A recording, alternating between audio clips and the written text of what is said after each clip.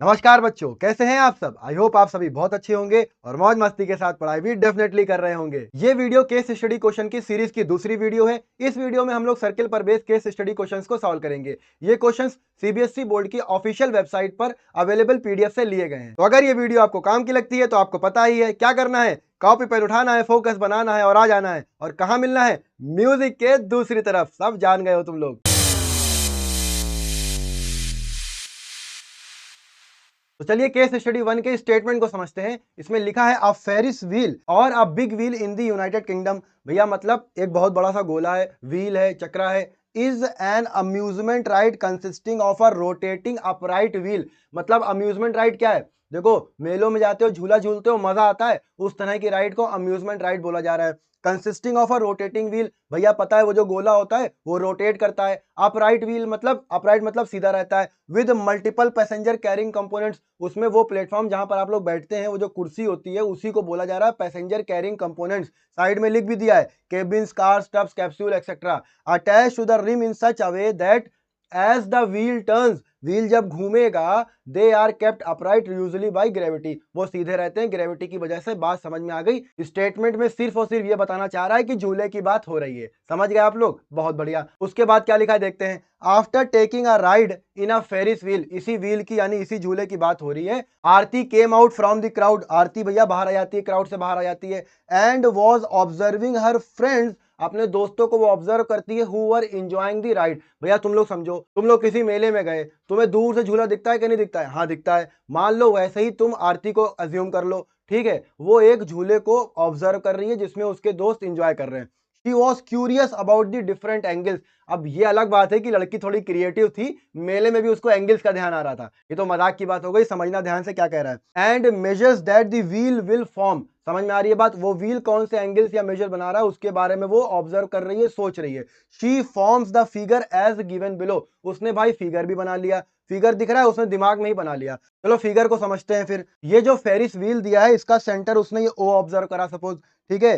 Q, are और S, ये तीनों ही पॉइंट उस पेरिस व्हील के सरकमफेरेंस पर होंगे, होंगे या नहीं होंगे? इस पॉइंट पी से सपोज वो ऑब्जर्व कर रही है। ये जो फिगर वो ऑब्जर्व कर रही है, ये फिगर थोड़ा इस फॉर्म में आपको दे दिया गया है, ठीक है। इसको और अच्छे से समझते हैं और फिर गिवन क्वेश्चंस को सॉल्व करते हैं। देखो, अगर हम इस फेरिस व्हील की बात करें तो यहाँ पर कोई पॉइंट पी है जहां से वो आरती जो है इसको ऑब्जर्व कर रही है, ठीक है। इसका सेंटर हो गया ये आपका ओ, ठीक। सरकमफेरेंस पे 3 पॉइंट है, कौन कौन से? एक पॉइंट आपका क्यू है, एक पॉइंट आर है और तीसरा पॉइंट कौन है? तीसरा पॉइंट है एस, ठीक। अब देखो, जब हम Q और P को ज्वाइन करेंगे और R और P को ज्वाइन करेंगे तो बेटा हमारे पास दो लाइंस बन रही है, कौन कौन सी? एक QP और एक RP। ये दोनों ही किस तरह की प्रॉपर्टी होल्ड करती हैं विद सर्किल? कौन बताएगा? बहुत बढ़िया। जो लोग कह रहे हैं कि ये सर दोनों ही लाइंस टेंजेंट की तरह बिहेव करेंगी सर्कल की, वो लोग बिल्कुल सही कह रहे हैं। क्या बात है, दिमाग लगा रहे हो तुम लोग। अच्छा, इन दोनों को मिला देते हैं, R और S को, और बताओ S और Q को, ठीक। इतनी बात समझ में आ रही है? बहुत बढ़िया, समझ में आ रही है। अब देखो क्या कहा है, फिगर किस तरह का दिया है। देखो, Q और O को भी ज्वाइन कर रहे हैं और R और O को भी ज्वाइन कर रहे हैं, ठीक है। ये फिगर समझ में आ रहा है? बहुत बढ़िया। ये फिगर भी हमने यहाँ पर इसीलिए समझाने के लिए ले लिया है। ये एंगल दे दिया है 30 डिग्री। समझ में आ गया, फिगर समझ में आ गया, कहानी समझ में आ गई। अब क्वेश्चंस पर चलते हैं। तो क्वेश्चन नंबर 1 पढ़ो, क्या लिखा है। In the given figure find the angle R O Q. R O Q का मतलब इस एंगल की बात हो रही है, ठीक है। बात समझ में आ रही है? हाँ सर बिल्कुल समझ में आ रही है। कुछ बच्चे तो निकाल भी लेंगे तुरंत। देखो, इस एंगल को फाइंड करने के लिए हमें कौन कौन सी बातें पता होनी चाहिए। आपकी थ्योरम 10.1 क्या कहती है बताओ यार? देखो, ये सब वीडियोस बना चुके हैं, जिसने नहीं देखी जाके देख लो, ठीक है। डिस्क्रिप्शन बॉक्स में लिंक भी डाल देंगे। थ्योरम 10.1 क्या कहती है? थ्योरम 10.1 कहती है the tangent at any point of a circle is perpendicular to the radius through the point of contact. बात समझ में आ रही है? क्या मतलब हुआ कहने का?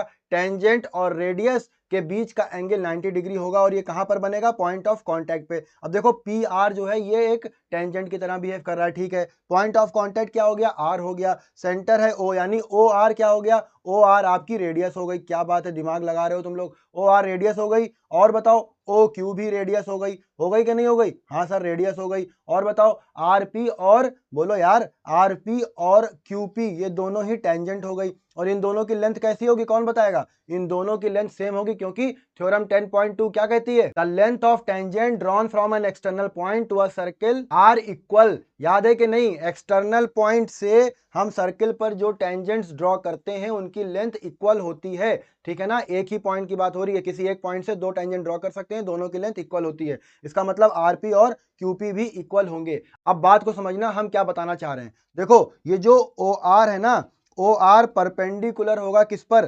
पी आर पर। बात समझ में आई? और ये जो ओ क्यू है, ओ क्यू भी परपेंडिकुलर होगा किस पर?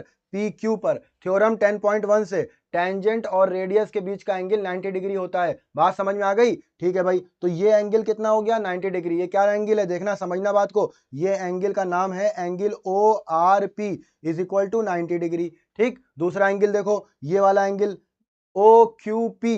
बात समझ में आई? Angle O Q P is equal to 90 degree. क्यों? दूसरे वाले रिजल्ट से, क्योंकि ओ क्यू रेडियस है और पी क्यू टेंजेंट है। ये बात समझ में आ गई? सब कुछ समझ में आ गया। अब देखो, अब समझना, ये ओ आर जो है, ओ आर, ठीक है, ओ क्यू, पी क्यू दिख रहा है, और पी आर, ये सब मिलकर एक क्वाड्रिलेटरल बना रहे हैं कि नहीं? क्वाड्रिलेटरल क्या होता है? एक ऐसा क्लोज शेप जिसमें चार साइड्स होती हैं। बहुत बढ़िया। क्वाड्रिलेटरल के इंटीरियर एंगल का सम कितना होता है? सर 360 डिग्री होता है। क्या बात है, सब कुछ पता है। तो जब हम quadrilateral O Q P R में इंटीरियर एंगल का सम लगाएंगे तो हम क्या लिखेंगे बताओ? Angle O R P plus angle O Q P plus angle Q P R plus कौन सा एंगल बचा जो फाइंड करना है? कौन सा? R O Q. Angle R O Q is equal to कितना होगा सर? 360 डिग्री होगा। तो 360 डिग्री रख दो भैया। अब क्या करें? ओ आर पी की वैल्यू पता है? हाँ सर पता है, 90 डिग्री। ओ क्यू पी कितना है? 90 degree. Q P are question में दिया हुआ है कितना है? 30 डिग्री दिया है सर, 30 डिग्री। बहुत बढ़िया। और आर ओ क्यू निकालना है, क्या नहीं निकाल पाओगे? निकाल लेंगे सर, चलो निकाल लेते हैं। फिर वैल्यू पुट कर दो। O R P 90 degree plus O Q P 90 degree plus Q P R 30 degree plus बोलो angle R O Q find करना है is equal to 360 degree. Add कर दो सबको। 90 90 180, 180 प्लस 30 कितना हो जाएगा? 210, 210 plus angle R O Q is equal to 360। Angle R O Q is equal to बोलो 360 माइनस 210। सब्सट्रैक्ट कर दो, कितना आएगा? एंगल आर ओ क्यू की वैल्यू आ जाएगी बोलो 0.5 और ये 150 डिग्री आ जाएगा। तो मेरा पहला आंसर क्या आ गया बेटा? आर ओ क्यू की value, angle R O Q आ गया है 150 यानी 150। चेक कर लेते हैं कौन सा ऑप्शन है। तो ये देखो हमारे क्वेश्चन में थर्ड ऑप्शन यानी सी ऑप्शन जो है वो 150 दिया है। इसका मतलब मेरा आंसर सही आ रहा है और आंसर है क्वेश्चन नंबर 1 का सी। बहुत बढ़िया। नेक्स्ट क्वेश्चन को देखते हैं। क्वेश्चन नंबर 2 में फाइंड करना है एंगल आर क्यू पी। पहले तो आर क्यू पी को ढूंढो, ये है कहां पर। एंगल्स को ढूंढना बहुत जरूरी है, उसके बाद आप रिलेशंस फाइंड करिए। आर क्यू पी एंगल देखो ये बना हुआ है, दिख रहा है आर क्यू पी? हाँ सर दिख गया आर क्यू पी। चलो भाई इसकी वैल्यू फाइंड करनी है। अब ये बताओ सबसे पहले तुम्हारे दिमाग में क्या आ रहा है और तुम कैसे आर क्यू पी की वैल्यू फाइंड कर पाओगे। और एक और बात, जो वैल्यूज आपको पता है, ये पिछले क्वेश्चन में वैल्यूज फाइंड हुई है, तो ये जो वैल्यूज पता है इनका यूज आप कैसे करोगे आर क्यू पी को फाइंड करने में? कोई बता पाएगा? किसी का दिमाग चल रहा है? चलो हम बता रहे हैं। बहुत बढ़िया। देखो ओ क्यू और क्यू पी, देखो ना, समझो बात को। ओ क्यू और पी क्यू या क्यूपी एक ही बात है।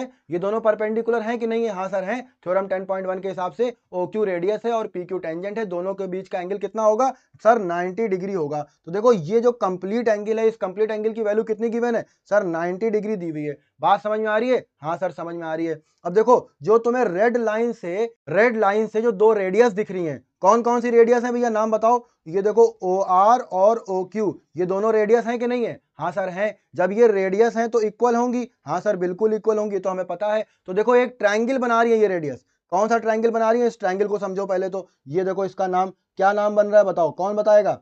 Triangle O Q R. क्या बात है, बहुत बढ़िया। इसको जरा अलग से बना के समझते हैं। ये जो ट्रायंगल आपका ओ क्यू आर है ना बेटा, इसमें बोलो, इसमें ओ क्यू और ओ आर दोनों इक्वल हैं। जब ये दोनों इक्वल हैं तो ये ट्रायंगल कैसा है बोलो? बहुत बढ़िया, आइसोसेलेस ट्रायंगल है। जब ये आइसोसेलेस ट्रायंगल है तो इनके बेस एंगल इक्वल होंगे कि नहीं होंगे सर? बिल्कुल इक्वल होंगे। इसका मतलब देखो रिलेशन मिला हमें या नहीं? कौन से एंगल का रिलेशन मिल रहा है, समझना बात को। आर क्यू पी, ये जो आर क्यू पी है ना बेटा, ये कहीं ना कहीं आपका इस एंगल से रिलेट कर रहा है कि नहीं? कौन से एंगल से? ओ क्यू आर से, ये देखो ओ क्यू आर से क्यों रिलेट कर रहा है, क्योंकि ये पूरा एंगल 90 डिग्री है। देखना, बात को समझना, बहुत ध्यान से समझना, हम पूरी कोशिश कर रहे हैं कि तुम्हें एक एक चीज समझ में आए। देखना, ये जो एंगल ओ क्यू पी है, ओ क्यू पी, ये पूरा एंगल 90 डिग्री है, बात को समझते रहना। अब यहां से एक लाइन बन रही है क्यू आर, बात समझ में आ रही है, क्यू आर, ये वाला एंगल पूछा गया है, ठीक है, ये वाला एंगल पूछा गया है, कौन सा, आर क्यू पी वाला। अब तुम लोग बताओ, अगर हम लोग ये वाला एंगल फाइंड कर लें, कौन सा एंगल, नाम बताओ, ओ क्यू आर, अगर हम लोग ओ क्यू आर फाइंड कर लें तो क्या हम लोग आर क्यू पी नहीं निकाल पाएंगे, बिल्कुल निकाल लेंगे। कैसे निकालेंगे, देखना कैसे निकालेंगे। एंगल ओ क्यू पी ये दो एंगल में बढ़ चुका है, कौन कौन से एंगल्स में, angle O Q R plus angle R Q P. मानते हो ये बात या नहीं मानते हो, हाँ सर मानते हैं। O Q P, O Q P की वैल्यू कितनी है, ओ क्यू पी की वैल्यू 90 डिग्री है, ठीक है ना। ओ क्यू आर फाइंड कर लो और उसको 90 से माइनस कर दोगे, आर क्यू पी आ जाएगा। क्वेश्चन समझ में आ गया, एक रोड मैप बन गया दिमाग में। क्या करना है, तो हमें सबसे पहले फाइंड करना है O Q R, O Q R find करने के बाद 90 में सब्सट्रैक्ट कर देंगे तो आर क्यू पी आ जाएगा। समझ में आ गई बात, चलो करते हैं। अब जो अभी बात करी है बस उसी को लिख दिया, क्या लिखा है, देखो ओ क्यू आर एक आइसोसेलेस ट्रायंगल हो गया, आइसोसेलेस ट्रायंगल है तो इसके बेस एंगल इक्वल होंगे, यानी ओ क्यू आर और ओ आर क्यू एंगल की वैल्यू बराबर होगी। अब क्या करना है, हमें फोकस करना है ओ क्यू आर पर, तो ओ क्यू आर को रखो, बाकी सबको सब्स्टिट्यूट करो, देखें क्या हो सकता है। तो इस इक्वेशन से अगर हम देखें तो ओ आर क्यू को क्या कर दें, रिप्लेस कर दें, किससे, ओ क्यू आर से। तो ये तो भैया ऐसा ही रहेगा, angle O Q R plus angle O R Q की जगह पर रख दें ओ क्यू आर, कहां से, इसी इक्वेशन की बात हो रही है, O Q R plus R O Q, देखो पिछले क्वेश्चन में निकाला है 150 डिग्री आ रहा है, आर ओ क्यू की वैल्यू हो गई 150 डिग्री, बहुत बढ़िया, इज इक्वल टू 180 डिग्री। बात समझ में आ रही है, कैलकुलेशन समझ में आ रही है। इन दोनों को ऐड कर दें, O Q R, two angle O Q R is equal to 180 degree minus 150 degree, value कितनी आएगी सर, 30 डिग्री आएगी। अब ओ क्यू आर निकालना है, क्या करना पड़ेगा सर, ओ क्यू आर निकालने के लिए इस 2 से डिवाइड करना पड़ेगा, चलो कर देते हैं फिर। तो angle O Q R is equal to 30 degree upon 2, यानी 15 डिग्री आ गया भैया। एंगल ओ क्यू आर कितना आ गया, एंगल ओ क्यू आर आ गया 15 डिग्री। अभी अभी इतना लंबा डिस्कशन किया है, क्या डिस्कशन किया, याद है या नहीं याद है, हाँ सर याद है। एंगल ओ क्यू पी जो है वो सर 90 डिग्री है, बहुत बढ़िया। एंगल ओ, बोलो यार, angle O Q R 15 degree निकाल लिया है। Angle R Q P find करना है, तो भैया रिलेशन निकाल के रख देते हैं वैल्यू, बस करना क्या है। तो angle O Q P is equal to, दोबारा लिख रहे हैं ताकि तुम लोग को सब याद हो जाए एकदम, angle O Q R plus angle R Q P, अब वैल्यू रख दो इसमें।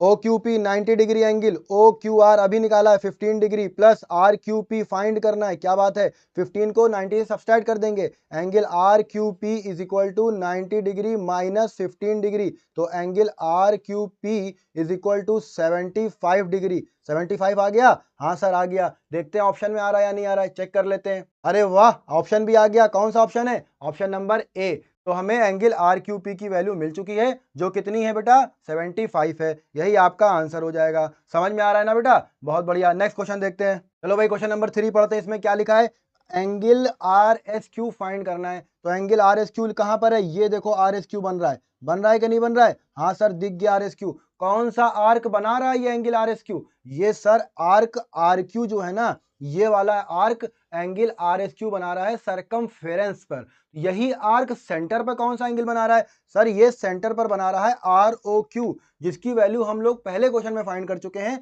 कितनी है, 150 है सर, 150। अब कौन बताएगा कि कोई आर्क सेंटर पर जो एंगल बनाएगा और वही आर्क सरकमफेरेंस पर जो एंगल बनाएगा, इनमें क्या रिलेशन होता है, किसी को याद है, बहुत बढ़िया, जिन बच्चों को याद है और जो बच्चे बोल भी रहे हैं, वो क्या स्टेटमेंट होता है, the angle subtended bye an arc at the centre is double the angle subtended bye it at the circumference. क्या बात है, बहुत बच्चों को याद है। तो क्या रिलेशन निकलेगा, angle R O Q is equal to 2 into angle, बोलो यार, एंगल आर एस क्यू, ठीक है ना, आर एस क्यू फाइंड करना है। तो एंगल आर एस क्यू कितना आ जाएगा, आर ओ क्यू, हाँ हमें पता है तुम लोग बोल रहे हो, angle R O Q upon 2, R O Q की वैल्यू कितनी है 150 अपॉन 2 कर दो भैया, क्या करना है अब, कैंसिल आउट, 2 1 जा 2, 2 7 जा 14, 2 5 जा 10। तो एंगल आर एस क्यू आ चुका है आपके पास कितना,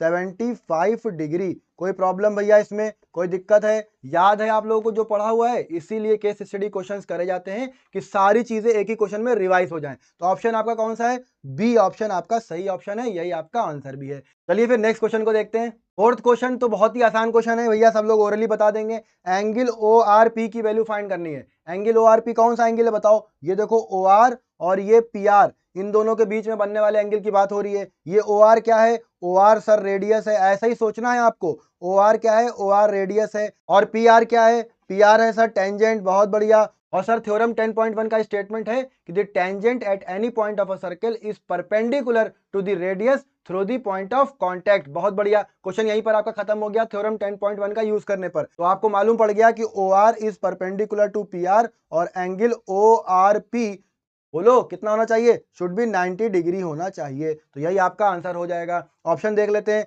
ए ऑप्शन आपका सही ऑप्शन है। तो ये आपका केस स्टडी 1 के चारों पार्ट खत्म हो गए। चलिए केस स्टडी 2 को समझते हैं। केस स्टडी 2 का स्टेटमेंट है, Varun has been selected by his school to design logo for sport day T shirts for students and staff. मतलब वरुण को टी शर्ट डिजाइन करनी है। The logo design is as given in the figure and he is working on the fonts and different colours according to the theme. मतलब वो font और भैया बोलो font और कलर पर काम कर रहा है थीम के हिसाब से, लेकिन फिगर उसका ऐसा ही है। कैसा फिगर दिख रहा है? एक ट्रायंगल है, उसके अंदर एक सर्किल है। ठीक है, आगे क्या लिखा है? In the given figure a circle with centre O is inscribed in a triangle A B C such that it touches this sides A B B C and C A. आपको figure दिख भी रहा होगा, ये देखिए A C circle को F पर touch कर रही है, बहुत बढ़िया। ये देखिए सी बी आपको ई पर टच करता हुआ दिखेगा और ए बी जो लाइन है वो आपको डी पर टच करते हुए दिखेगी। अब ये पॉइंट कैसे हो गए भैया? डी ई और एफ, ये सर हो गए पॉइंट ऑफ कॉन्टैक्ट। और A B and B C and A C ये सारी की सारी काम करेंगी एज अ टेंजेंट। बात समझ में आ रही है? और एक और बात, थ्योरम 10.2 क्या कहती है? यहीं पे हमें दिख भी रहा है इसलिए हम बता भी दे रहे हैं। ये देखो सी को अगर हम as a external point consider करें तो सी से सर्किल पर जो टेंजेंट बनेंगी दो, इन दोनों की लेंथ कैसी होगी सर? इक्वल होगी। ये देखो ए अगर हम एक्सटर्नल पॉइंट की तरह देखें तो ए एफ और ए डी दोनों इक्वल होंगी कि नहीं? बिल्कुल होंगी, क्योंकि दोनों टेंजेंट की तरह काम करेंगी। अब देखो यहां पर बी से देखो, बी से बी डी और बी दोनों इक्वल होंगी, बिल्कुल इक्वल होंगी। थ्योरम 10.2 स्टेटमेंट बोलो मेरे साथ, रिवाइज करो। The length of tangents drawn from an external point to a circle are equal. किसी एक्सटर्नल पॉइंट से सर्किल पर बनाई गई टेंजेंट्स की लेंथ इक्वल होती है। तो केस स्टडी 2 का स्टेटमेंट समझ में आ गया। चलो इसके क्वेश्चंस को देखते हैं अब। चलो क्वेश्चन नंबर 1 को पढ़ें तो इसमें क्या लिखा है? Find the length of AD. AD की लेंथ फाइंड करनी है। ठीक है, देखो देखो इसको दो तरह से कर सकते हैं, दो अप्रोच हो सकती हैं। आप एडी को एज अ एडी ही ले लीजिए, एज अ अननोन वेरिएबल, या आप एडी को एज अ एक्स वेरिएबल ले लीजिए। बात समझ में आ रही है? अब देखना ध्यान से समझना, अगर हम इस एडी को x सेंटीमीटर ले लें तो ये लेंथ हो जाएगी x सेंटीमीटर। हाँ सर हो जाएगी। अब जब ये पूरा ए बी कितना है बेटा? 12 सेंटीमीटर है। x आपका एडी हो गया तो भैया बी डी कितना बचेगा? 12 माइनस एक्स। बचेगा या नहीं बचेगा? हाँ सर बिल्कुल बचेगा। ये बात समझ में आई या नहीं आई? आई। देखो अगर ये बात समझ में आई तो इसको हम लिख के दिखा रहे हैं, कैसे लिखना है। देखो A B is equal to A D plus B D. ये बात समझ में आ रही है? हाँ सर। ए बी की वैल्यू कितनी है? 12 है। ए डी कितना है? ए डी हमने लेट कर लिया, let A D is equal to x centimetre. कोई प्रॉब्लम है? नहीं प्रॉब्लम है। ये हो गया एक्स प्लस बी डी कितना हो गया? बी डी हो गया आपका, यहां से आ जाएगा B D is equal to 12 minus x centimetre में आएगा। ठीक है, चलो भाई अब बी डी की वैल्यू आ गई 12 माइनस एक्स। हमने ऐसा क्यों किया? देखो अभी समझ में आएगा क्यों किया। ठीक है, एक दो स्टेप्स करेंगे तब समझ में आएगा। अब यहाँ पर हम थ्योरम 10.2 का स्टेटमेंट याद करें तो उसमें क्या होता है बताओ? अभी अभी बात करिए। थ्योरम 10.2 का स्टेटमेंट कहता है the length of tangents drawn from an external point to a circle are equal. यहाँ पर जो बी है ये आपका एज अ एक्सटर्नल पॉइंट काम करेगा। यहाँ से बी डी और बीई क्या इनकी लेंथ इक्वल होगी कि नहीं होगी? हाँ सर इक्वल होगी थ्योरम 10.2 के स्टेटमेंट के हिसाब से। अगर बेटा इतनी बात समझ में आ गई ना तो आपको पूरा क्वेश्चन समझ में आ जाएगा। तो जब बी डी हमें पता है 12 माइनस एक्स है, अगर हम इसको इक्वेशन नंबर क्या ले ले, चलो इक्वेशन नंबर इसको हम 1 ले लेते हैं। ठीक है, तो ये बीई भी 12 माइनस एक्स होगा या नहीं होगा? इतनी बात समझ में आ रही है। बीई भी 12 माइनस एक्स होगा।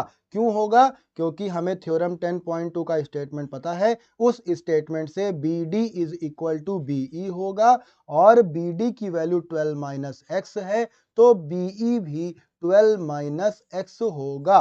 फिगर में देखते हुए चलना, तभी समझ में आएगा। ठीक है, अब देखो अगर हम पूरे BC की बात करें, कौन सी वैल्यू की बात कर रहे हैं बेटा? हम पूरे BC की बात करें।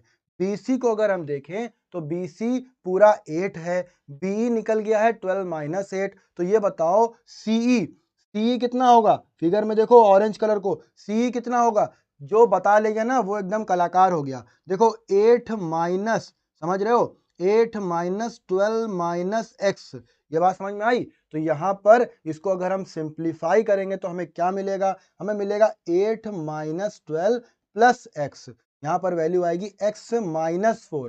तो क्या हम डायरेक्ट लिख सकते हैं? हाँ सर, आप डायरेक्ट लिख दीजिए, आप तो हमें समझा रहे थे ना। बहुत बढ़िया, ये हो गई वैल्यू x माइनस 4। जब ये वैल्यू x माइनस 4 हो गई, अब तुम लोग बताओ कि क्या CE और CF दोनों इक्वल नहीं है? बिल्कुल इक्वल है सर, क्योंकि C जो है ना वो एक्सटर्नल पॉइंट है और CE एंड CF दोनों ही टेंजेंट हैं फ्रॉम एन एक्सटर्नल पॉइंट, तो ये इक्वल होंगी। तो इसका मतलब CE और CF इक्वल है, तो CF भी x माइनस 4 होगा। होगा या नहीं होगा? हाँ सर होगा। तो इसको लिख लेते हैं भाई। कैसे लिख सकते हैं? समझना बात को। ये बात तो समझ में आ गई कि CB भैया 8 दिया है, B हमने 12 माइनस एक्स निकाला है, तो यहाँ से हम क्या निकाल लें? यहाँ से सर हम निकाल लें EC, जो कि हमने फिगर में अभी समझा था। CB की वैल्यू हो गई 8, B हो गया 12 माइनस एक्स प्लस EC हो गया। EC की वैल्यू कैसे निकाल लें? 8 माइनस 12 प्लस एक्स, वैल्यू आ जाएगी x माइनस 4। तो ये वैल्यू आ चुकी है किसकी? EC की। EC आ गया x माइनस 4, जो कि अभी हमने ऊपर फिगर में समझा है। अब इस EC का यूज करके हमने क्या निकाला? एक बार समझो फिर से। ये EC दिख रहा है, ये EC और ये CF दोनों ही इक्वल हैं। निकाला था कि नहीं? हाँ सर निकाला था। इसको भी लिखो। EC की वैल्यू x माइनस 4 फाइंड करी है, तो CF भी इतना ही हो जाएगा। ये बात समझ में आ गई? बहुत बढ़िया, समझ में आ गई। इतनी बात हमने फिगर में कर ली थी, CF तक हम पहुंच गए थे। अब वापस फिगर पे चलते हैं। अब आप इस फिगर में देखिए, जो पूरा AC है, पूरा AC दिख रहा है ना बेटा? पूरा AC कितना है सर? 10 सेंटीमीटर दिख रहा है। बहुत बढ़िया। CF अगर x माइनस 4 निकल गया, तो ये बताओ बेटा कि AF कितना होगा? सर AF होगा 10 माइनस एक्स माइनस 4। बात समझ में आई कि नहीं आई? AF की बात कर रहे हैं, फिगर में देखना ध्यान से। AF की वैल्यू आई 10 माइनस, और ब्रैकेट में है x माइनस 4। समझ में आ गई ना? अब देखो जब हम ब्रैकेट ओपन करेंगे तो हमें मिलेगा 10 माइनस एक्स, बोलो यार, प्लस 4। ये बात समझ में आई? बहुत बढ़िया। तो हमें मिलेगा 14 माइनस एक्स। ये वैल्यू आ चुकी है किसकी? सर ये वैल्यू आ गई है AF की। तो AF को सब्स्टिट्यूट कर दें? हाँ सर कर दीजिए। 14 माइनस एक्स वैल्यू आ रही है। तो चलो इतनी बात हुई, इसको भी लिख लेते हैं। भैया ये भी लिख लिया। AC दिया है 10 सेंटीमीटर, CF हमने निकाला है x माइनस 4, और AC दो पार्ट से मिलकर बना है, CF और FA से। वैल्यू पुट कर देते हैं। AC is equal to 10, CF की value x minus 4 plus FA। तो FA की वैल्यू क्या आ रही है? FA आ जाएगा 10 माइनस एक्स प्लस 4। तो FA आ जाएगा बेटा कितना? 14 माइनस एक्स। यही फाइंड किया था ना अभी फिगर में? हाँ सर यही फाइंड किया था। अब देखो जो हम तुम्हें फिगर में समझा रहे हैं वो हम तुम्हें लिख के भी दिखा रहे हैं कि कैसे तुमको वैल्यू फाइंड करनी है। ठीक है, चलो वापस फिगर पे चलते हैं। अब बहुत ध्यान से समझना, क्वेश्चन यहीं पर खत्म होने वाला है। देखो AF दिख रहा है, बहुत बढ़िया दिख रहा है, और AD देखो, AD भी दिख रहा है। हाँ सर दिख रहा है, क्या बात है। AD फाइंड करना था कि नहीं? हाँ सर करना था। ये देखो A एक्सटर्नल पॉइंट है, बहुत बढ़िया। D बोलो, D और F पॉइंट ऑफ कांटेक्ट हो गए। AD देखो, AD और AF दोनों टेंजेंट है कि नहीं है? हाँ सर AD और AF तो टेंजेंट है। टेंजेंट है तो इक्वल होंगी या नहीं? हाँ सर दोनों इक्वल होंगी। इसका मतलब x और 14 माइनस एक्स दोनों इक्वल वैल्यू को रिप्रेजेंट कर रहे होंगे। ये बात पकड़ पाए या नहीं पकड़ पाए? देखो एक बार और ध्यान समझो, क्या बोला हमने? AD और AF इक्वल होंगे। क्यों? because using theorem 10.2 the length of tangents drawn from an external point to a circle are equal। a external point है, d और f पर ये टेंजेंट बना रहा है, तो AD और AF इक्वल होंगे तो वैल्यू क्या आएगी, x is equal to 14 minus x. ये बात समझ में आई। चलो इसको भी लिखते हैं। हमने x क्या लेट किया था, x लेट किया था सर AD की वैल्यू, तो हमें AD मिल जाएगा। हाँ सर मिल जाएगा। चलिए इसको भी फाइंड करते हैं और हमें पहले क्वेश्चन का आंसर भी मिल जाएगा। देखते हैं आगे क्या लिख सकते हैं। तो थ्योरम 10.2 का यूज करके हमने AD is equal to AF लिखा। AD की वैल्यू हमने x फाइंड करी है, AF की वैल्यू 14 माइनस एक्स हो गई। हमें x की वैल्यू फाइंड करनी है, तो x plus x is equal to 14, 2x is equal to 14, then x की वैल्यू आ जाएगी 14 अपॉन 2, तो x आ जाएगा कितना, x आ जाएगा 7। यूनिट क्या लेट की थी, सेंटीमीटर लेट की थी। तो x क्या लेट किया बेटा, x है AD, और AD ही आपका फर्स्ट क्वेश्चन में पूछा गया है। बात समझ में आ रही है। चलो ऑप्शन देखते हैं। फर्स्ट क्वेश्चन का जो पहला ऑप्शन है उसी की वैल्यू आ रही है 7, और 7 ही मेरा आंसर भी है। अब आप लोग ये सोच रहे होंगे कि सर हमने क्वेश्चन नंबर 2 और क्वेश्चन नंबर 3 को एक साथ क्यों लिया। एक साथ बेटा इसलिए लिया क्योंकि ये तीनों ही क्वेश्चन सेम पैटर्न पर हैं। सोचो अगर तुम्हें सिर्फ बीई निकालना होता या सिर्फ सीएफ निकालना होता, तो हम एडी को जैसे फाइंड किया ना उसी तरह से फाइंड करते और हम इजीली अपने रिजल्ट पर पहुंच जाते। बट क्वेश्चन नंबर 1 2 3 तीनों ही क्वेश्चंस इंटरलिंक्ड हैं, इसलिए मेरे सिर्फ एडी निकालने से ही सारे सेक्शंस आ चुके हैं, आपको फिगर में दिख रहा होगा। चलो इस पर एक बार और डिटेल में बात करते हैं और सारे आंसर्स को फाइंड करते हैं। देखो क्वेश्चन नंबर 1 में हम लोग एडी फाइंड कर चुके हैं। एडी फाइंड कर लिया है आपने, तो बेटा बीई और सीएफ आप तो चुटकियों में सॉल्व कर लेंगे। देखिए बात को समझिए, जब हमने एडी को एक्स लिया था ना, तो सारे सेक्शंस मतलब सारे सेक्शन का मतलब क्या है, AD BD BE CE CF AF ये सब के सब एक्स के टर्म में आ रहे थे। बट अब हमें x की वैल्यू मालूम पड़ चुकी है। वो क्या है, वो सर 7 सेंटीमीटर है। तो क्या अब हम सारे पार्ट्स को इन नंबर्स नहीं निकाल पाएंगे, बिल्कुल निकाल लेंगे। जैसे पहले कर रहे थे वैसे ही करेंगे। देखना समझना, AB अगर AB पूरा 12 है, AD 7 चला गया, तो ये कितना बचेगा, 12 माइनस 7 बचेगा। सर कितनी वैल्यू आएगी बोलो, 12 माइनस 7 करेंगे तो BD आ जाएगा 5। BD कितना आ जाएगा, 5 आ जाएगा सर 5। अब जब ये 5 आ गया BD, तो BE भी 5 होगा। BE 5 क्यों होगा, क्योंकि BD और BE इक्वल हैं, क्योंकि tangents from an external point equal होती हैं। तो ये वैल्यू भी 5 आ गई। जब BE 5 आ गया तो CE कितना होगा, सर CE जो होगा ना, CE सर 8 माइनस 5 होगा। जब 8 माइनस 5 करेंगे तो वैल्यू कितनी आएगी, 3 आएगी सर 3। तो CE भी आ गया 3। अब देखो जो CE होगा ना वही CF होगा। क्यों, क्योंकि the length of tangents drawn from an external point to a circle are equal. तो CE और CF इक्वल होंगे तो ये CF भी 3 आ जाएगा। अब देखना बात को समझते रहना, जब ये पूरा CA कितना है, पूरा CA 10 सेंटीमीटर है कि नहीं है, हाँ सर है। CF 3 चला जाएगा तो ये कितना बचेगा, AF 10 माइनस 3 बचेगा। 10 माइनस 3 कितना होता है, 7। और देखो तुम डायरेक्ट भी निकाल सकते थे कि भैया 7 ये है तो ये भी 7 ही होगा, क्योंकि from an external point A AF और AD इक्वल होंगे। सारे पार्ट्स निकल आए हैं, बहुत बढ़िया। अब देखो पूछा क्या गया है, पूछा गया है BE कहां पर है भैया, ये देखो ये है BE, दिख रहा है, हाँ सर दिख रहा है। वैल्यू कितनी आ रही है सर, 5 सेंटीमीटर आ रही है। तो आंसर क्या हो जाएगा, बी वाला हो जाएगा। Find the length of CF, question number 3 में CF कितना है बेटा, सर CF दिख रहा है फिगर में 3 आ रहा है। 3 कौन सा ऑप्शन है, ऑप्शन नंबर डी। बहुत बढ़िया। तो यहाँ पर आपके क्वेश्चन नंबर 1 2 और 3 सारे इंटरलिंक्ड थे और तीनों ही क्वेश्चंस की वैल्यू आ चुकी है। समझ में आया है या नहीं आया है। अगर समझ में नहीं आया है बेटा, कोई भी डाउट है तो टेलीग्राम ग्रुप का लिंक आपको डिस्क्रिप्शन बॉक्स में मिलेगा, आप लोग उससे जुड़िए, अपने डाउट्स को भेजिए, हम आपको सॉल्यूशंस प्रोवाइड करेंगे। चलिए नेक्स्ट क्वेश्चन को देखते हैं। क्वेश्चन नंबर 4 क्या बोल रहा है भैया, if the radius of the circle is 4 centimetre. Circle की रेडियस 4 सेंटीमीटर है, मतलब ये देखो ये लेंथ भी 4 सेंटीमीटर हो जाएगी, ये लेंथ भी 4 सेंटीमीटर हो जाएगी, और ये लेंथ भी 4 सेंटीमीटर हो जाएगी। और ये सारी ही रेडियस टेंजेंट्स के साथ कितना एंगल सब्सटेंड करेंगी, 90 डिग्री एंगल सब्सटेंड करेंगी, क्योंकि रेडियस और टेंजेंट परपेंडिकुलर होते हैं एक दूसरे के। बहुत बढ़िया। पूछा क्या गया है, find the area of triangle OAB। OAB कहां बन रहा है, ये देखो ये ट्रायंगल बन रहा है OAB। बात समझ में आ रही है। ये देखो ये ट्रायंगल दिख गया, बहुत बढ़िया ट्रायंगल दिख गया। अब इस ट्रायंगल OAB में इसका एरिया फाइंड करने के लिए हमें कौन कौन सी इंफॉर्मेशन पता होनी चाहिए। देखो हमें ये पता है कि रेडियस 4 सेंटीमीटर है, ठीक है, बेस हमको AB पता है। तो एरिया ऑफ ट्रायंगल क्या होता है बताओ भैया, एरिया ऑफ ट्रायंगल होता है 1/2 बेस इंटू, बोलो बेस इंटू हाइट। होता है कि नहीं होता है? हाँ सर होता है, तो वैल्यू रख दो 1/2। बेस कितना है 12 है, हाइट कितनी है 4 है, क्योंकि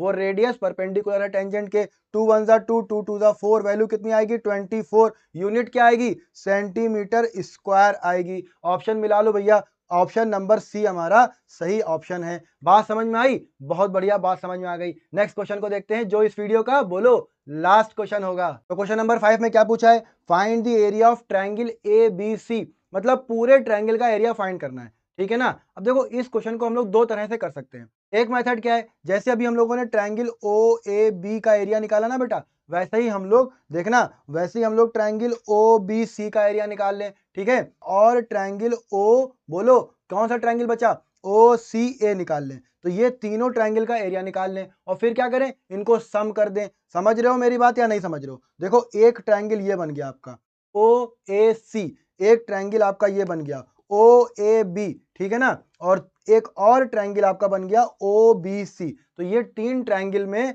आपका जो मेन ट्रायंगल है वो बढ़ चुका है। तो ये जो मेन ट्रायंगल मेरा तीन पार्ट में बढ़ चुका है, इन तीनों को निकाल के अगर हम सम कर देंगे तो हमें वैल्यू मिल जाएगी पूरे ट्रायंगल के, नहीं? हाँ सर मिल जाएगी। अब देखो एक और मेथड होता है जो आप लोगों ने पढ़ा भी है, जिसको बोलते हैं हीरोन्स फॉर्मूला। वो तब यूज होता है जब आपको तीनों साइड्स पता होती हैं। उसका क्या फॉर्मूला होता है बताओ? Under root S, S minus A, S minus B, S minus C, यही होता है ना फॉर्मूला। एस क्या होता है? सेमी पेरीमीटर होता है। कैसे निकालते हैं वैल्यू? तीनों साइड्स को सर ऐड कर दीजिए, अपॉन 2 कर दीजिए और यहां से एस निकालने के बाद सारी वैल्यूज को पुट करिए, यहां से भी ट्रायंगल का एरिया आ जाएगा। तो हीरोन्स फॉर्मूले से आप लोग खुद कैलकुलेट करिएगा, इस वाले मेथड से हम आपको कैलकुलेट करके दिखाते हैं। चलिए इस क्वेश्चन को सॉल्व करते हैं। देखो एरिया ऑफ ट्रायंगल ओएबी तो हम लोग निकाल चुके हैं, कितना 24 सेंटीमीटर स्क्वायर पिछले क्वेश्चन में। अब हम लोग बचे हुए ट्रायंगल्स की बात कर लेते हैं, ठीक है। तो एरिया ऑफ ट्रायंगल बोलो ओ सी ए, अगर हम ओ सी ए की बात करेंगे तो हमें क्या वैल्यू मिलेगी देखना।